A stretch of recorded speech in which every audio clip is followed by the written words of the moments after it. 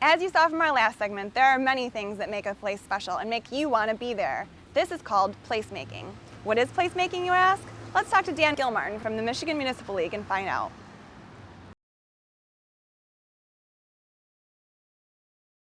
Welcome to the 411. I'm Tiffany Lemieux-McKissic, and we're here today with Dan Gilmartin from the Michigan Municipal League. Thanks for being on the show, Dan. Great to be here. Great.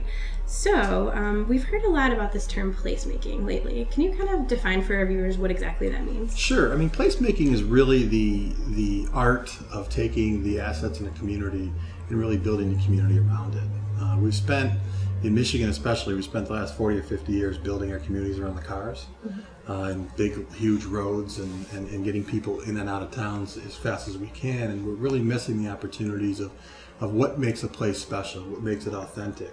How can we sort of bring out those attributes in a community? And the concept of placemaking is really getting community leaders together with people in the community, business leaders, citizens, whoever it might be, and really sort of pushing an agenda for what it really means to live in a small town, a big city, whatever it might be. So that concept leads to really building communities around people instead of around cars, and we think that that's a real economic boom for us here in Michigan. So really, Sense of Place is about taking what's unique about a community, embracing it, and celebrating it, kind of telling people... Right, because think about it in economic terms. And in this state, we sort of have the disease that whenever we talk about creating jobs in Michigan, we talk about tax rates, and we talk about the regulatory environment. We don't lose on those things anymore. So when we're talking about comparing us to the places that are doing really well. So we undertook a study several years ago and have been working with a whole bunch of different groups to look at the research. Why do we get beat by this town, or why are all the young people that are graduating from Michigan or Michigan State or Central or Eastern or Western or somewhere else, why are they moving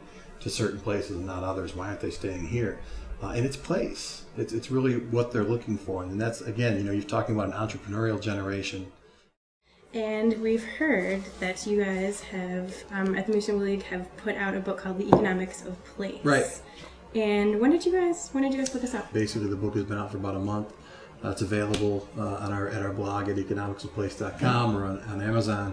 And there are 9 essays in there that really get to a whole bunch of different areas about place, whether that be entrepreneurs who want to live in authentic places, whether that be walkability issues. And we see people now, both retiring baby boomers and millennials, looking for places to live. People want to walk. They don't want to drive.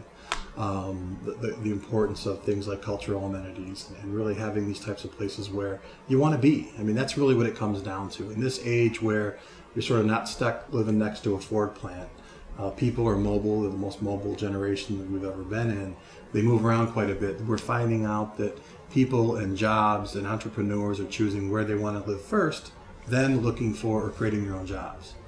That's why we're getting beat by the Chicagos and the Portlands and the Seattles of the world. So pushing this agenda and finding out about what that means and how we can affect that kind of change here in Michigan is really what's behind the book. And not only is it sort of a quality of life issue, which is extremely important, but we think it's an economic one too, because that's what the numbers bear out. We don't lose to Chicago on taxes or regulations, or Seattle or Austin or Boston or wherever you want to hold up there as sort of the best place, the best region, the best state in the country to do work. We lose to them on this stuff. So we've really got to focus on that and get our communities, get our state around the sort of placemaking agenda.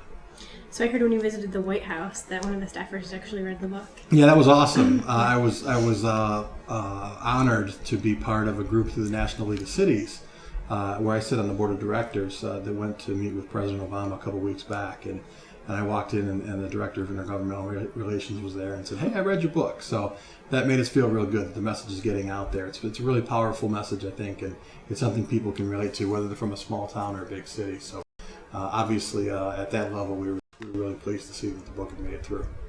So if people want more information about placemaking or what you're doing at Michigan Municipal League, where can they go? Sure, they can follow economicsofplace.com, which is our blog. They can check out, they can get the book there. Yes. They can also buy the book on Amazon. They can follow me on Twitter. I'm at DP Gilmartin. They want to check that out. And they can find us at mml.org. So we're doing some really cool stuff, and we're really proud to be part of sort of this movement that's out there of re-energizing our communities. I can't wait to read the book. Great. Let me know what you think. I will. I definitely will. Well, thanks so much for joining us on the 411. I'm Tiffany Lemieux-McKissic, and we'll see you on the bright side.